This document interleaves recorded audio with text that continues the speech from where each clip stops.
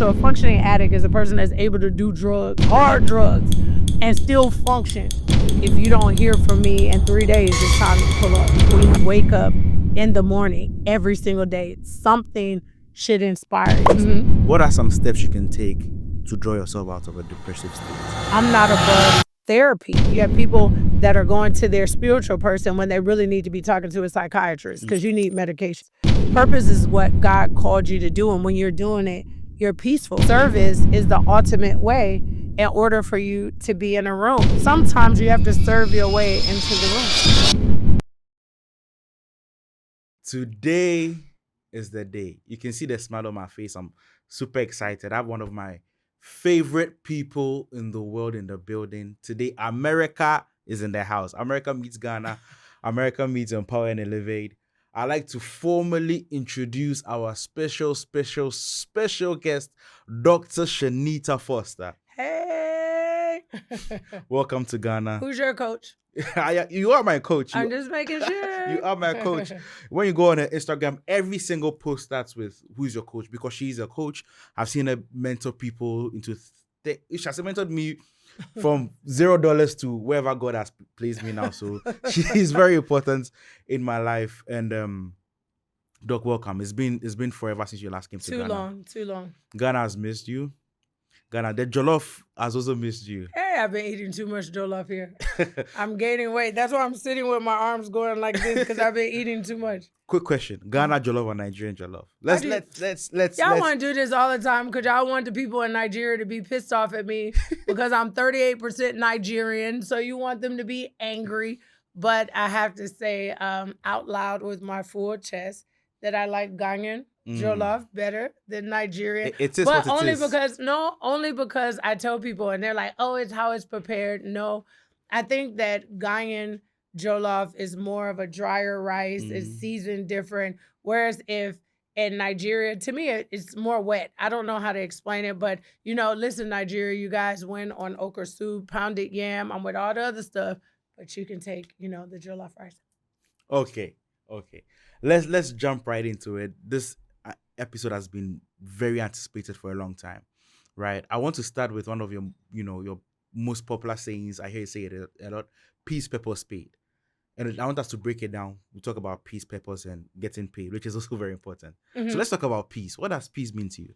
Okay, so I've been down this rabbit hole. I've been down this rabbit hole a couple times recently since I've been in Ghana, but peace is important to me because I'm a suicide survivor.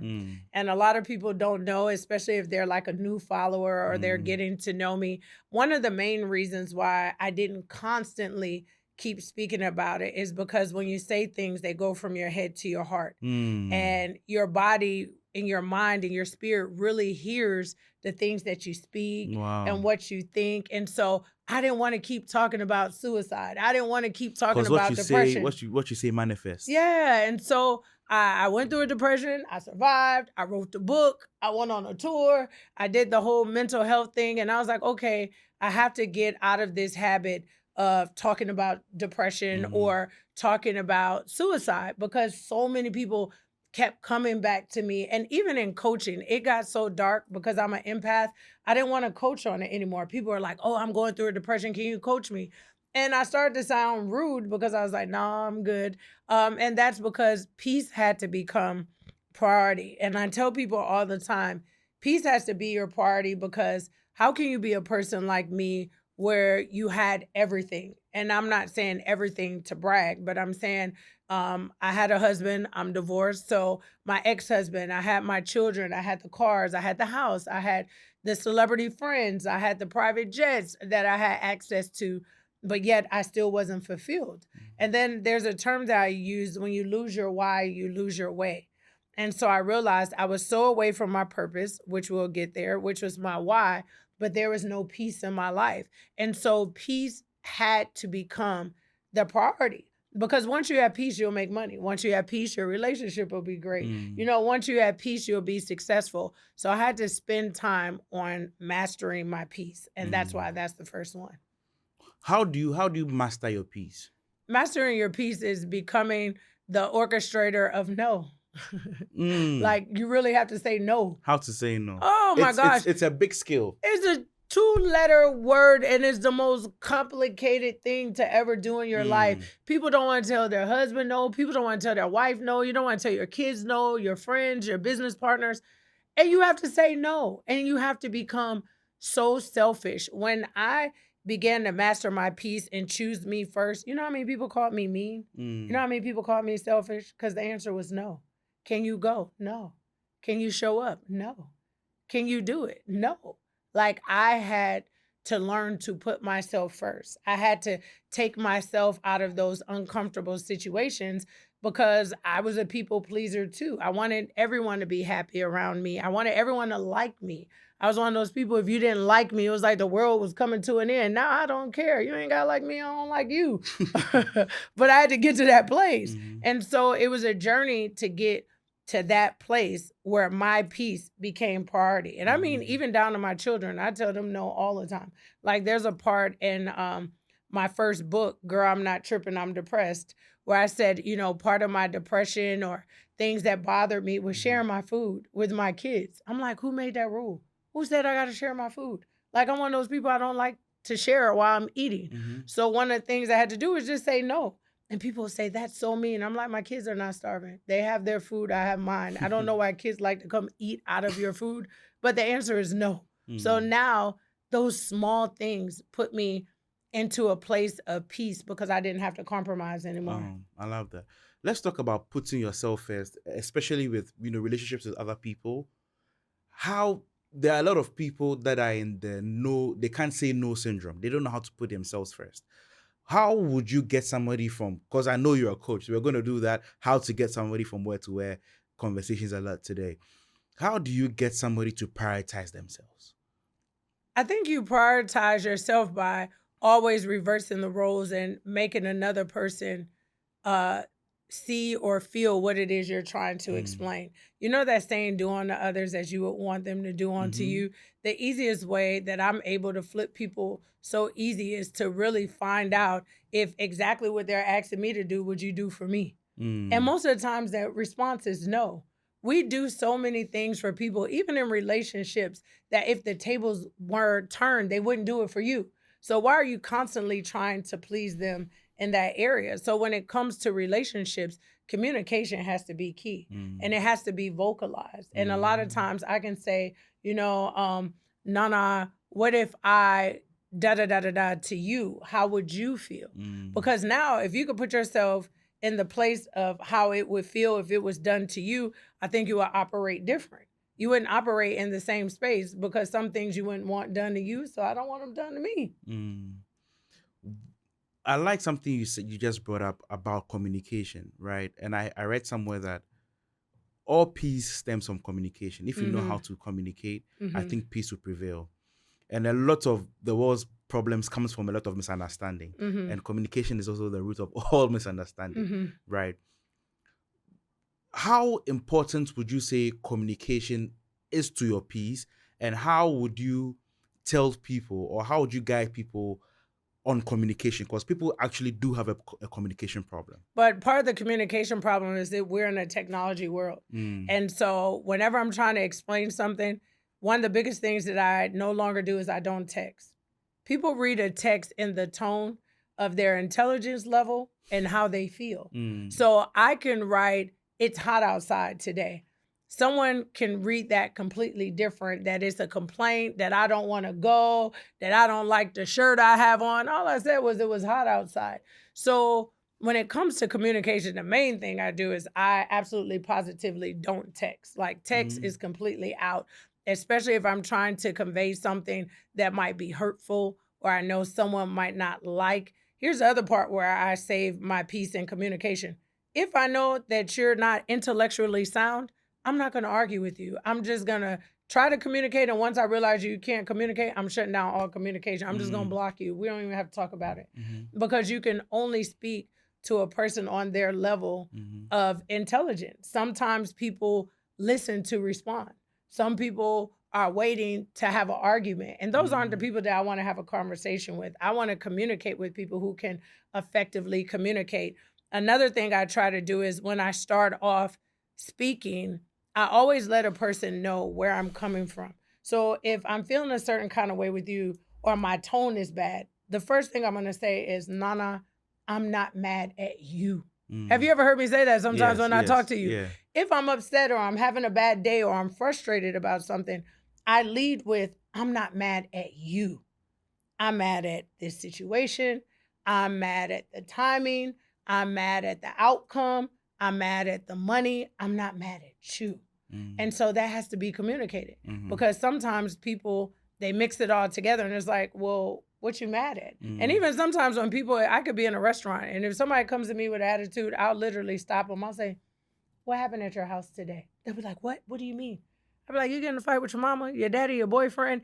And they chuckle, but then they start telling me a whole story about what happened on the way to work. And I realized I had nothing to do with With the their situation. with the Yeah. situation, but I'm receiving the overflow. So Mm. in communication, yeah, it's important. Right. Talking about peace, still on peace, what is your stance on cutting people off? I cut off everybody. My mama, my daddy, my cousin, my kids, I don't care. Nobody is exempt from getting cut off. You will Mhm. not disrupt my peace. I don't want any parts of it. I will block you, delete you, remove your number. I I'm just at that place. And I Mhm. know we were raised. I have a friend, shout out to Dr. Jackie, but she says Tammy. I'm like, your name is Jackie. But Dr. Tammy, out of South Africa, she works a lot with therapy within generational situations. A lot of us were raised culturally and generationally, right? To accept certain things or endure certain things due to culture or history or just generations. And she really works through therapy to help people through that. You know, a lot of us were raised that if you have a toxic family member or somebody that's horrible to you, that you just have to live with it. A lot of us girls have lived through situations where family members have molested us or molested somebody else in the family.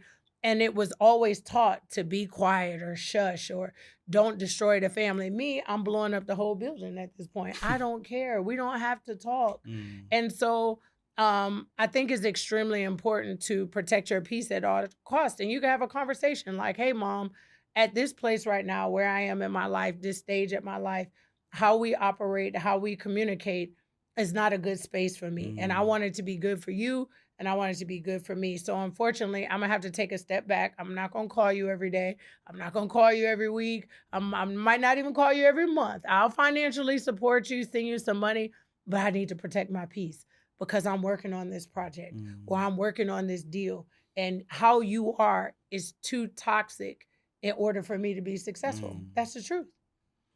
Let me ask a question. How do you notice toxic behavior? Right, even before cutting people off, because people just say, "Oh, give them another chance." How do you know that now this behavior is too toxic? It doesn't deserve another chance. Hey, listen, I'm a first chancer. Once I see it, I'm recognizing and I'm taking heed. If you Mm-hmm. steal once, you're gonna steal again. If you cuss me out once, you're gonna cuss me out again.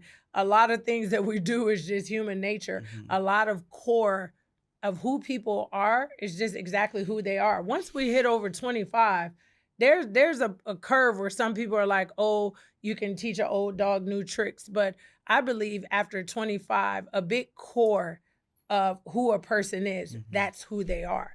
Can you change certain things? Yeah, there's some things that they can learn and they can grow in, but that core, that shell of who they are, that's who they're going to be. That's why I like to brag on this now. When people talk about my heart won't change. My Mm-hmm. heart has been who I am since I was a little girl. Now, am I loud? Absolutely.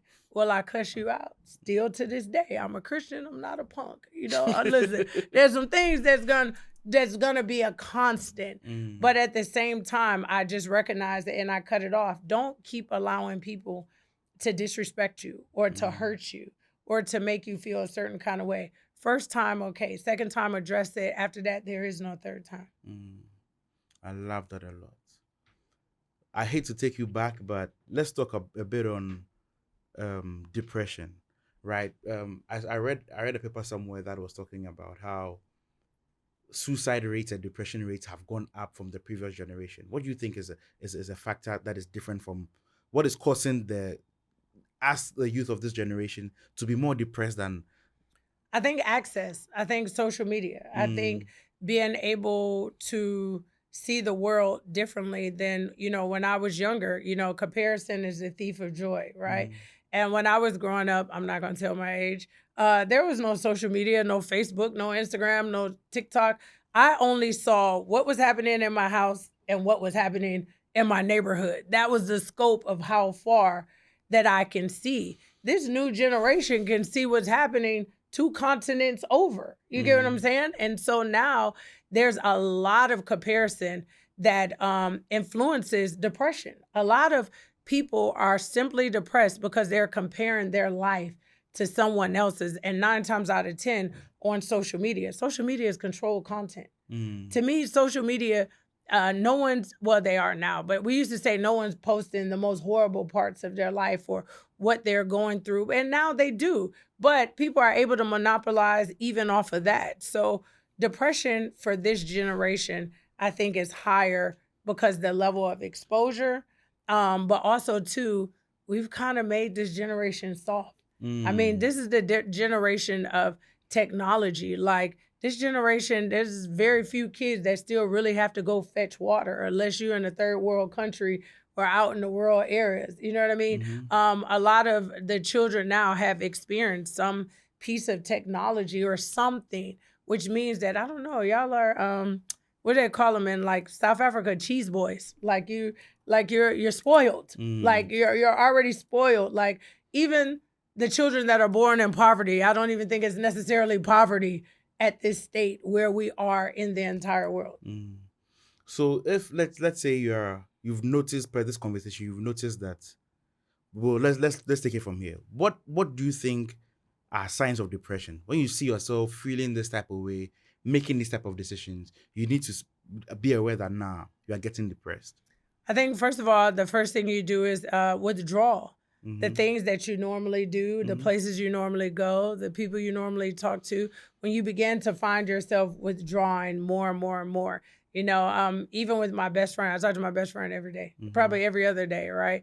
So now when you find yourself not having those conversations that you normally have, when you find yourself not being inspired, I Mm. feel like when you wake up in the morning every single day, something should inspire you. Something should get you excited. Somebody laughed one day when I said, I spoke to someone and I said, well, what gets you excited in the morning? They're like, food.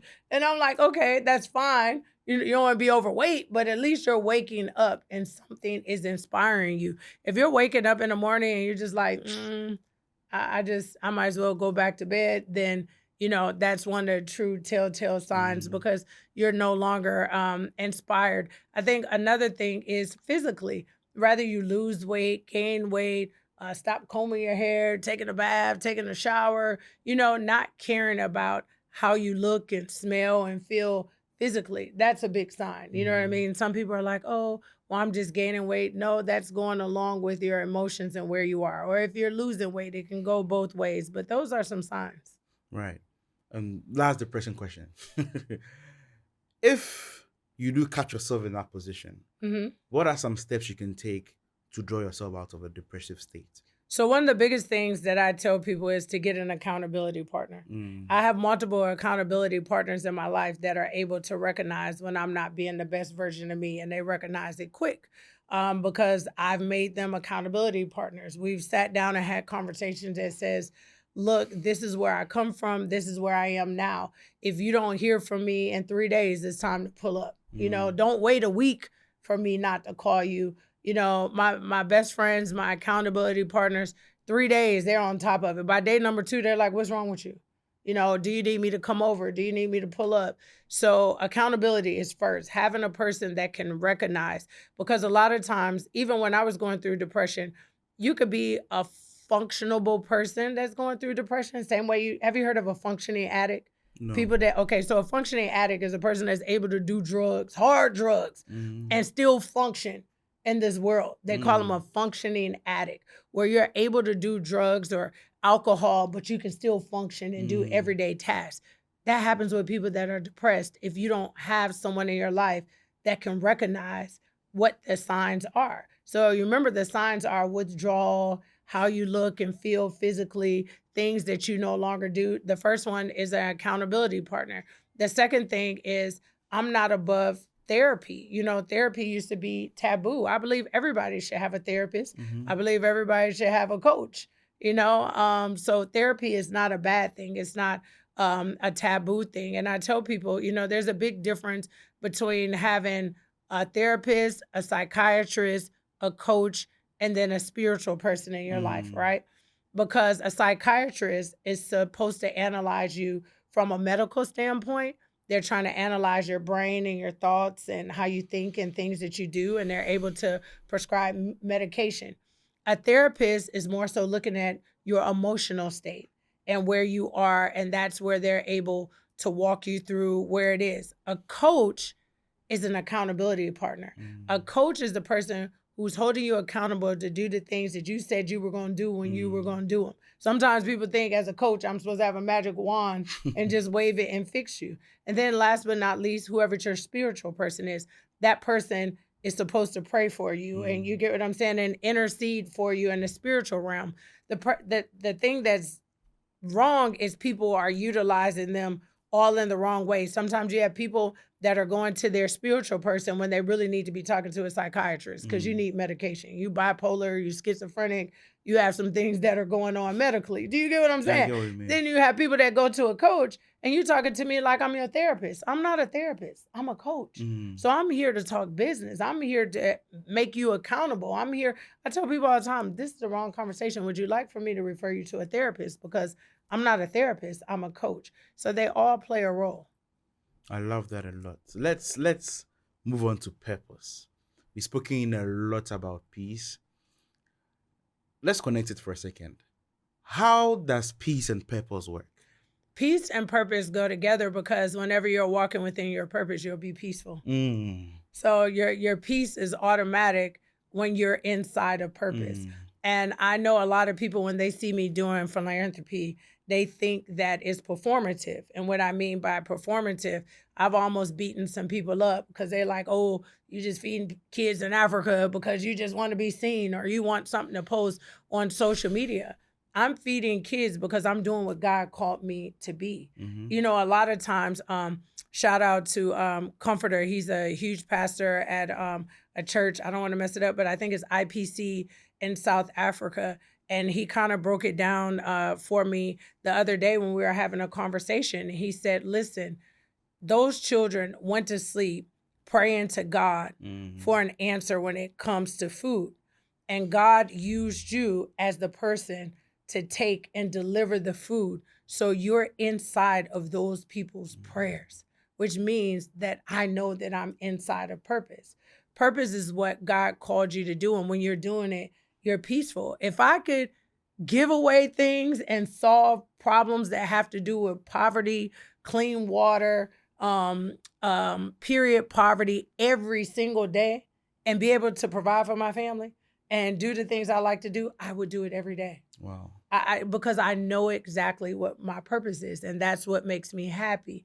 That's what brings me peace. So I know your next question is probably going to be, but how do you tie that into your life if you have to make money? And I tell people, when you master your peace and you understand your purpose, you'll always get paid. I haven't missed yet when it comes to a financial gain in something because I'm always within my purpose. Is when I'm outside of my purpose, when I'm miserable, when I'm sad, when I'm depressed. Wow. How do you find your purpose, doctor?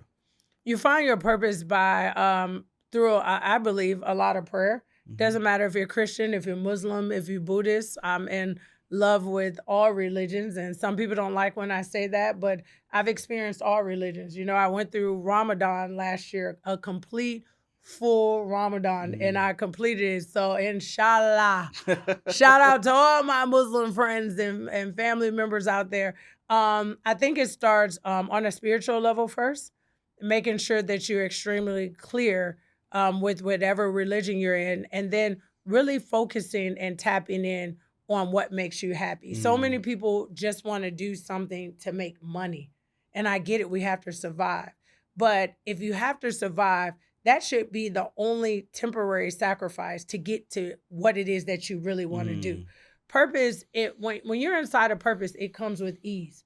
See, I know that you're supposed to be in a tech space because it's easy for you. It's not complicated. You don't get stuck. If a new app comes out or something comes, like it flows for you so easy. When I'm a person that can't even open an email, imagine me now saying I want to go into tech or build apps because it's attached to money. That has nothing to do with my purpose. So you will know your purpose. You will be able to identify it. Number one, how you feel spiritually. Number two, how happy it makes you. And then last but not least, when it comes and it flows with ease.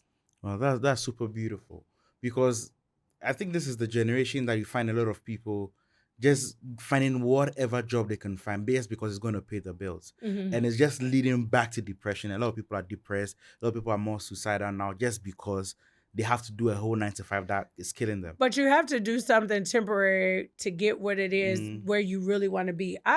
I've worked jobs and did things that I didn't want to do. I remember I took a banking contract to clean banks, right? And I didn't necessarily have the staff. And I remember that I was actually in a bank that I bank with. And this wasn't long ago. This was about a year or two ago. And I had the contract and I was in there and I was cleaning toilets. As I cleaned the toilets, I started crying.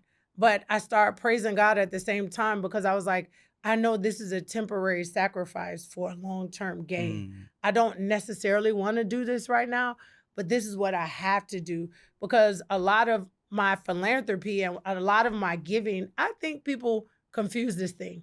Philanthropy means I give my own money. A lot of people say I'm a philanthropist, and then they spend their whole time raising money, begging for money. My being of a philanthropist, I have given millions of my own personal money. It is documented. There was a time when I was in network marketing, and network marketing is an industry where it's extremely documented. Like they keep track of how much money you make. And I made my whole first $500,000. And we went and we looked and I had a conversation with my friend and they were like, well, where did all the money go? I had given away $500,000. I gave it all away. And we knew that I gave it away because of how they paid me. They were paying it into an account that was attached to my foundation, which I was feeding people and doing my programs through. So I have to sometimes do temporary sacrifices for the long-term game. How can you give away money if you don't have money? So sometimes I have to take a contract or I have to work inside of something to get what I actually want. So I would say to the youth, yeah, you might be working at a restaurant right now. You know, I waited tables. Shout out to everybody that waits tables. I love waiting tables. You might be working at the restaurant, but while you're working at the restaurant, every given waking moment that you have outside that restaurant, you should be working on your dream. You should be working on your purpose. You should be working on the plan of how to get out of what it is you're doing. Because that's a problem. Most people don't have a plan. When I'm talking to them, I'm like, okay, you're working a job, but how are we getting out of the job? I don't have a plan. So you have to have a plan. I saw something interesting today. Probably might be a bit off topic, but it was a similar podcast, and the ladies were saying that off topic, but allow me. They said the chances of a lady making $1 million by going to school and working hard is easier than marrying into $1 million. Right. It's true. And people are saying in the comment section that, well, you know, they are not going to work. They don't want to, you know, do McDonald's. They don't want to do all that. And I was just reading the comments and the guys were fighting with the ladies and it became a whole, that's why I don't want to date a guy that splits bills and all that. But what are you going to say about that whole current contract with? I think off topic, but off topic, I just think where we are in a marriage dating situation is a lot of it is superficial. I'm a traditional girl, so it's hard to have conversations with me because I was a very well-kept woman. Even though I'm educated and I know how to make my own money, I was blessed to be in a marriage where I was to stay home and wash and cook and clean and take care of my family. And for a while, I didn't even understand how important that was. Again, we're going to start talking about generation. What are y'all, Z, E? What generation are y'all right now? Z. I think y'all are Generation Z. There's again a lot of influence that comes down to social media and what people see. Because if you go and you find, I think the president, shout out to President Muhammad. Mm-hmm. I seen something the other day on Instagram. It was Service Day, and he talked about when he met his wife Yeah. during Service Day. This is the part that I think people are missing. She didn't meet the millionaire. She didn't meet the billionaire. She didn't meet the president. She met someone at school. And if you listen to his story, he said, when I went away to work and I came back and we reconnected, I think that a lot of people are missing the journey of success that many women travel with these successful men. This generation wants to meet a man that is already made, that has $1 million, and is like, okay, take care of me. Where I feel like from the age, and I'm just speaking dating age because, I'm a little different, from that 21 to 35 is when we're supposed to be building together. That's when we're supposed to be grinding together. That's when we're supposed to be figuring out the empire together. Now, after 35, if you're a woman, you're allowed to say, if you meet a man, where are you in your life where you can take care of you and take care of somebody else and now start a family? But this 21 to 25, 26, 27 saying, you're supposed to take care of all my bills. No, where's your father? Your father is supposed to be taking care of all your bills. Where are your uncles and your brothers? That's not a man's responsibility. Dog, this is the cameras. Tell them for me, please. 21 to 35 is no man's responsibility to be taking. Where's your father? Your father should be taking care of you. Your brother is your uncle. It's your responsibility to take care of you. I wasn't 21, 22 telling some boy, you need to pay to get my hair done. Or my father was paying to get my hair and my nails done. Or my mother was paying to get my nails and my toes done and things like that. So when I hear that, I haven't even taught that to my daughters. We had a conversation yesterday where I was talking about how me and my kid's father have put them in a position where we've done everything for them, where they are not codependent on meeting a boy and feeling like that boy is supposed to take care of our daughter. My daughter is not asking some other man to take care of her while she's in university. That's what her parents are for. That doesn't even come along until, courting, when we date, I would expect you to buy me some food. I would expect for us to go on dates or maybe travel together, but to pay all my bills, what man, find me, because I don't know where one is, find me a millionaire or a successful man that wants a woman that does absolutely nothing. Go find them. Because all the successful men that I know, the women that they're with, regardless of if they work or not, are extremely smart. Yeah. I'm talking about doctorate degrees and, different things, even down to artists. Shout out to Stoneboy. When I found out that his wife is a dentist, you get what I'm saying? He didn't say, oh, I'm an entertainer, I'm a rapper, let me go get a slay queen. No, he went and got someone that's actually educated and smart. And now she can make this decision. Do I want to stay at home or do I want to go out and work? Do you get what I'm saying? I want you to tell them, because we've already had this conversation, right? But I want you to tell them about the Michelle Obama story. I love that story so much. Oh, I love that story too.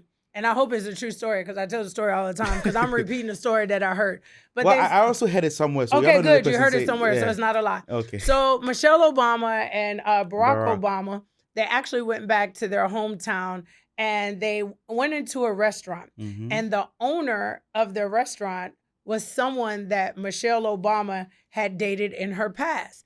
And so they walked in the restaurant, they had a table. And so the owner of the restaurant comes over and he greets very politely. Thank you, Mr. President, for coming into the restaurant. I'm excited you're here. He says, by the way, excuse me, is it okay if I have a catch up with Michelle? And so the owner of Michelle, they go off and they have a conversation. Who knows what they talk about or whatever the case may be. And Michelle Obama comes back and sits at the table and Barack Obama puffs out his chest and he goes, see, aren't you glad you didn't marry him? Because if you married him, you would be the wife of a restaurant owner. And she said, no, you should be glad that I didn't marry him because if I married him, he would have been the president of the United States. I love that story so much. She said that to say that she was a part of the journey. Mm. She assisted in the journey. She contributed. That's why sometimes when you see these power divorces and sometimes the men are like, but I'm the one that made the money. I'm the one who went to work every day. You have women that are there, but I was there for you mentally, spiritually, emotionally. I was on my face praying for you every day. I made sure when you came home to a home. Your house was clean. Your children were taken care of.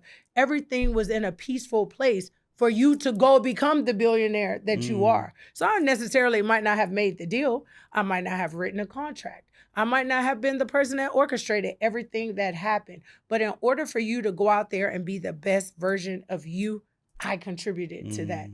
And even as a former wife, that's one of the things that I'm actually proud of, because I know that I contributed to my ex-husband's success. He can't tell me no, that it's not what I think, it's what I know. That's what you know. Oh, it's what I know. I'm still contributing to his success, and that's my ex-husband. Do you know what I just remembered? I think we were in Joburg or somewhere, and I was on the phone with this girl I was talking to the other time. And I was on the phone for like about an hour. I think I was on the phone for an hour. He came in the room and he saw me still talking to this girl, and you were like, How are you busy making money? I think you put it this way. How should the girl? I don't remember exactly how you put it, but it came out. This is how I understood it. That you shouldn't be spending all the time talking to this girl while there's money to be made. Are you foolish? Yeah. Let me tell you what the president told me one time. Not bragging, but I'm friends with presidents, diplomats, royal families. I was talking to a president one time, and we just happened to be just randomly talking. We started talking about relationships. He said, you can always tell where a man is in his life and what his money looks like by his actions. And I said, what do you mean? He said, if a man, he started off with the highest. He says, if you get a man that only has time to call you maybe once or twice a week, and excuse me, I'm gonna be extremely transparent, is only interested in having sex with you maybe once a week or once every 2 weeks, he's a very wealthy man. He is a focused man. He said, now, if you get a man, he's got a little bit more time on his hands. He could take you out 2-3 times a week. He's calling you in good morning, you good night, and you every single day. His money is okay. He said, a man that has time to sit on the phone with you, talk to you all day, take you on a date all week, and have sex with you every day, he's broke. Run. He's broke. This man has no hustle to him. He has no ambition because he has too much time on his hands. A successful man is busy. So do you want an attentive man or do you want a successful man? My ex-husband was successful. And the sacrifice was I didn't get to see him every day. He wasn't there for everything. I laugh at women when they're like, my husband wasn't at my children's school play. My lights are on. My house is taken care of. School fees are paid. So do I want him at the school play or do I want everything taken care of? Ding, ding, ding. Alex, I'll take everything taken care of. That is part of what the sacrifice is. So I don't know how some of these girls want to date millionaires and billionaires. I even had this conversation. Shout out to Kathy. We were arguing. I literally, the other day, I walked in and she was fussing at her guy and she's like, I want you to be mean to him. He hasn't called me in 3 days. I said, good job, sir. She's like, what do you mean? I said, I know guys who wouldn't talk to me in 3 weeks and they would be just okay and fine. She's like, don't encourage him. I'm like, you don't want me to encourage him to be successful? I'm confused because a successful man is a busy man. Okay. So stop sitting on the phone all day with these girls. If you got to date a girl and you have to good morning, good night her, call her all day, answer the call every time she picks up, that's not the girl for you. You'll be broke. You want to stay broke? I'm not. You want to stay broke? Never. No, we don't have time to play on the phone. Never. You make scheduled dates. Hey, I'm in the middle of a deal. I'm working on something on December 5th. Me and you going out. Until then, you okay? If it's an emergency, call me. Those are the type of men I'm dating right now. They're like, I told you. They don't want to say, how are you doing? They don't want to say good morning. They don't want to say good night. Their only concern is, are you okay? And what do you need? They don't have time for random, let me tell you what I was watching on Netflix. They're out here making world policies and making money. Let's help the ladies out a bit. Right. we'll have to go get back and finish on getting paid. But Okay. I like where the conversation is right now. Dating. So from what we've understood so far, dating a man with purpose is a completely different ballgame, Mm-hmm. right? What advice would you give a young girl, probably 20 years old, that is dating a guy with purpose? How would you be able to tell this guy's not just, number one, this guy is going somewhere? Number two, is he somebody that I want to go somewhere with, or is just probably just wasting my time? When I was younger, I dated purpose and potential. Mm-hmm. A man, you can tell by his conversation, you can tell by his actions if he's just talking a good game or what is he actually doing. I even teach my daughters. I want to date the guy who's getting straight A's, who's the best athlete on the team. You get what I'm saying? Some people are like, oh, that's being a groupie or a gold digger. No, that's looking at potential. You want to, if my daughter wants to date an athlete, I want her to date the best athlete, but she needs to project and look forward to what are they actually doing and what that future looks like. It's the same thing if a girl is in school. Okay, we're in school together. We're in uni together, right?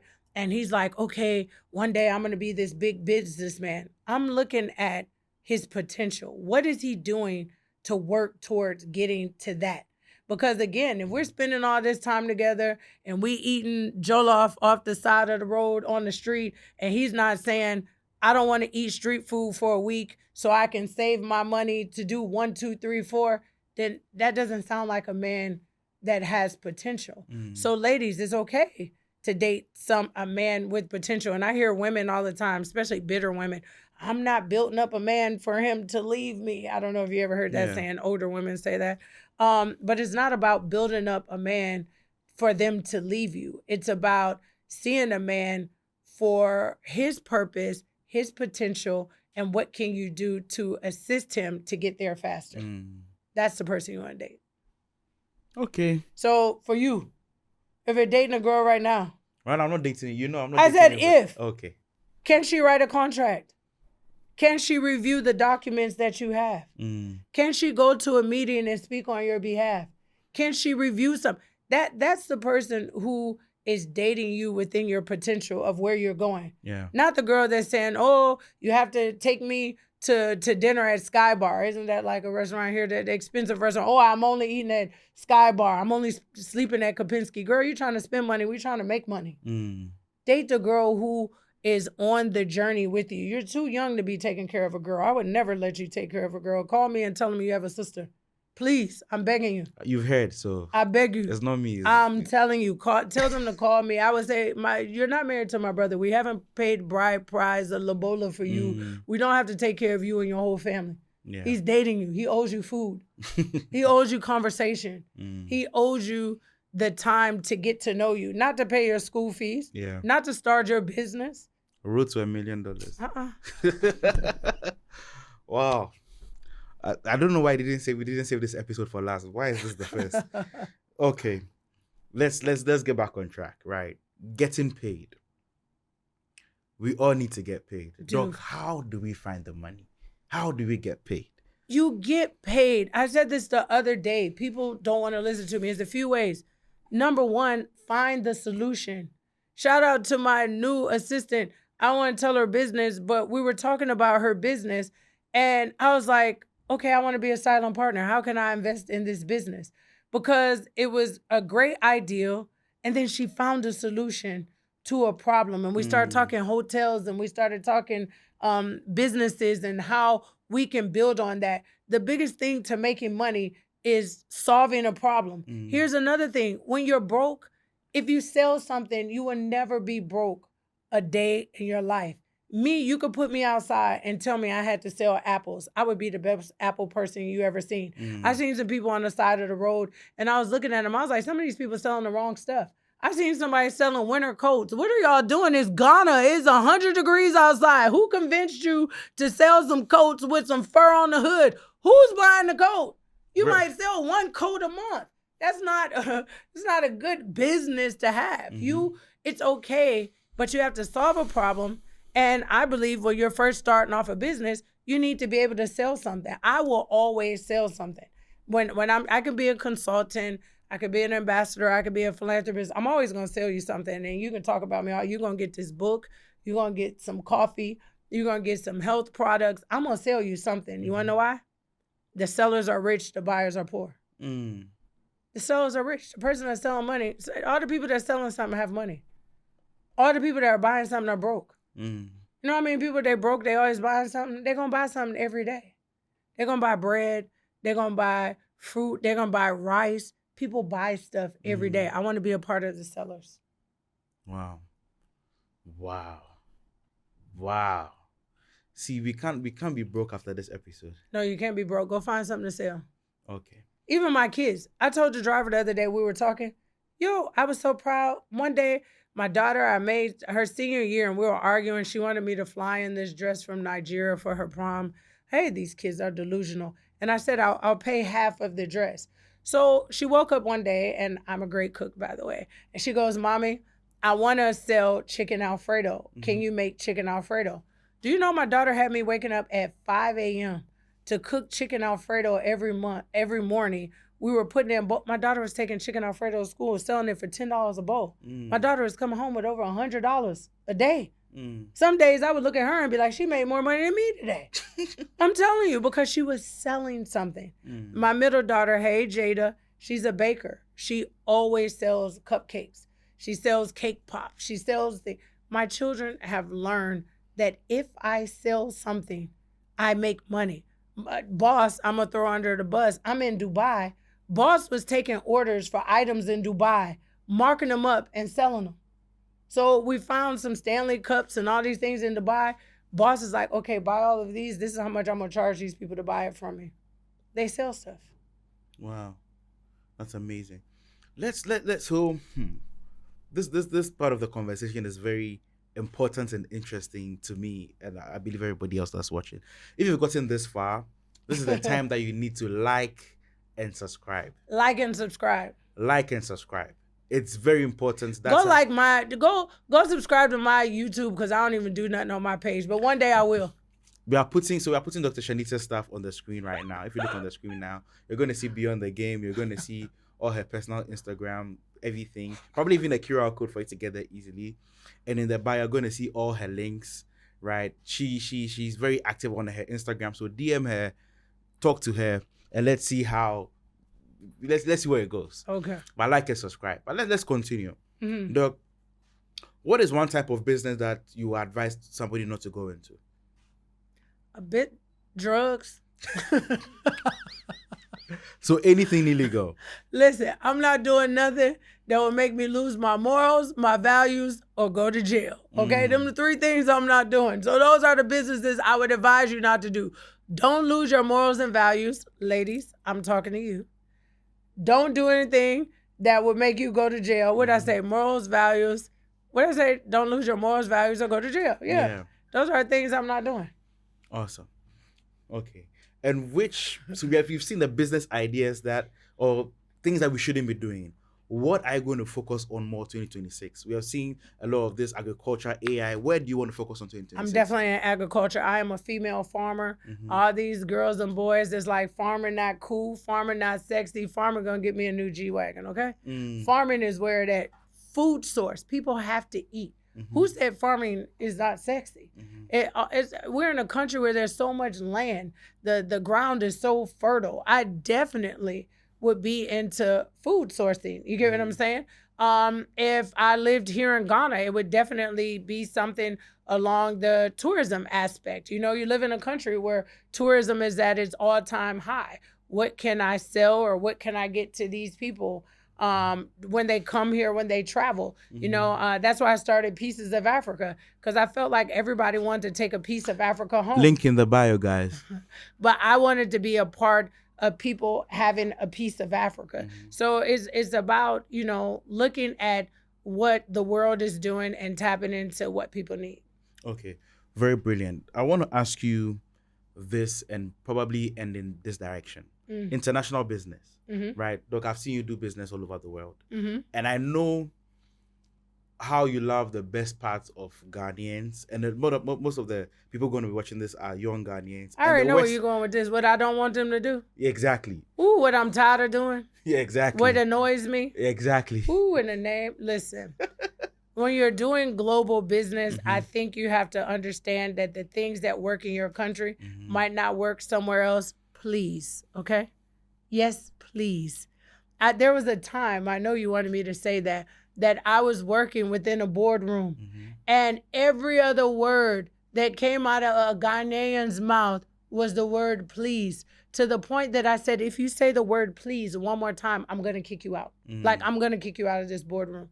Not that I don't think please is a good word, not that I don't think that it's a courtesy or what you were raised in, but that is something that you were raised in culturally. They might not necessarily, especially like in the UK, or I don't want to start throwing countries under the bus where they're more rude, but please is not used as much in a business setting. It's the same way where when I'm in Nigeria, no disrespect, I love my Nigerians, but don't call me mama.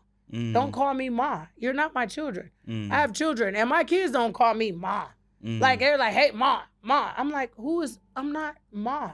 I can be ambassador, I could be doctor, I could be Shenita, I could be ma'am, I could be miss, ma. Stop calling me ma.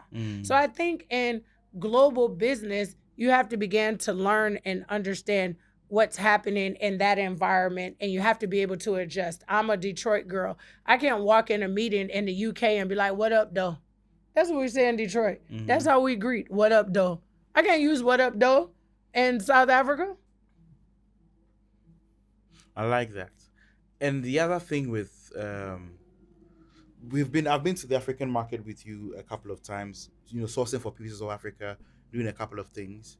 And another thing that I've seen annoy you is the whole, it's not like you've been calling me on the phone about it, that why are Ghanaians charging in cities? Hey. In dollars, I mean. Hey, that bothers me a lot. When I've never been anywhere else in the world. You keep saying it's messing up Dirty December for other people. It's messing up so many. It's messing up the GDP. I've never been to Switzerland or in the midst of Paris and somebody say, pay me in dollar. Why is it on the continent of Africa that I'm in Ghana and you're trying to quote me in dollars? You have CDs. Talk to me in CDs. So it bothered me the other day. We were in the market and someone was like $50. I was like, I don't have dollars. They were looking at me. I said, I'm in a country that has CDs. Talk to me in CDs. If I'm in Japanese, talk to me in a yen. And in euro, talk to me in euro. I believe that it's hurting the economy when you try to base your price off of what's going on in another country. Yes, America, the exchange rate is a little different. But do you know my favorite part? Shout out to South Africa. In South Africa, whatever the cost is in South Africa in rand, that is the cost. I've never ran into something in South Africa and it was 50 rand and someone told me, oh, you owe me $15. They will never mention the word dollar to me ever in South Africa. They won't. Matter of fact, there's not even too many places in South Africa where they're going to even accept my dollars. I have to exchange my money to the rand or I have to swipe my card. So I believe the continent as a whole has to get out of the habit of whatever country that I'm in, can we talk that money? If I'm in South Africa, we're going to talk rands. If I'm here in Ghana, let's talk CDs. If I'm in Nigeria, let's talk Naira. Stop talking to me about a dollar because I'm in your country and I'm paying your price. Don't charge me a different price because I'm coming from somewhere else. Right. What is one business mistake that you see the young entrepreneurs make?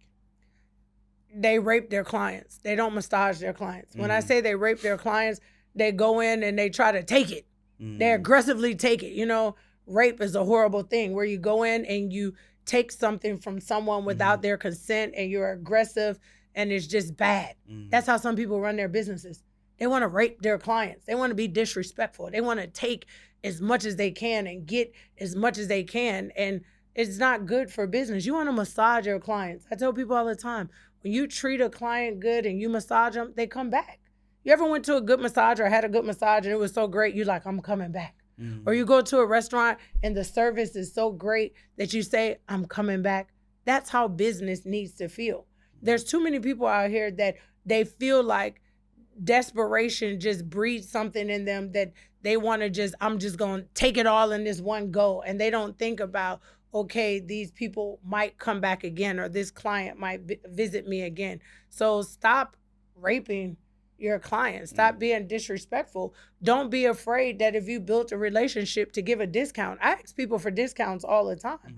I'm not going to patronize you over and over and over and over and over again, and then you just keep getting to charge me the same amount. We're gonna work together here. Right. Let's talk about service, because I know it's a very important word for you. I know you serve. I've seen you serve a lot. You even serve the orphans. You serve. I've seen you serve people. Let's talk about why service is so important to you. I think service is so important because it is the root and the foundation of any religion, of who we are as humans. We were put on this earth to serve each other. Service is love. The easiest way to know if somebody loves you or if they care about you is how they serve you. So service is real important. Service is the seeds that go into the harvest of what it is that you want to grow and anything that you want to do or what you want to be. A lot of people miss out because they're not even planting seeds of service. I don't do things in order to get something, but I'm just so thankful that I've planted enough service seeds in my life that in different places or different areas, I know that a harvest will come from it because I planted the seeds of service. I think sometimes people miss the service part. They're raised in survival mode and take. What can I take? And I'm one of those persons. I'm one of those people where I'm looking at what can I give? Because when you give, you're actually planting a seed. So I don't worry about what I'm going to get. I focus on what can I give. I like that. I heard you say something one time, and I want you to, quickly brush over that. We're talking about, now I've come to believe to be successful, you have to be what the successful people are, right? And you were given a formula on how to be in those successful rooms. You're talking about either you earn your way there, pay your way there, or serve your way. Oh, you earn your way, serve your way, or pay your way. Yeah. Could you take us through that? Earn your way is just that. A lot of people have earned their way into rooms, and everybody won't be able to earn their way into a room. Some people pay their way into rooms, meaning I have the money to pay for a ticket or pay for the admission. But service is the ultimate way in order for you to be in a room. And I always talk about how I've served my way into some of the best situations in my entire life.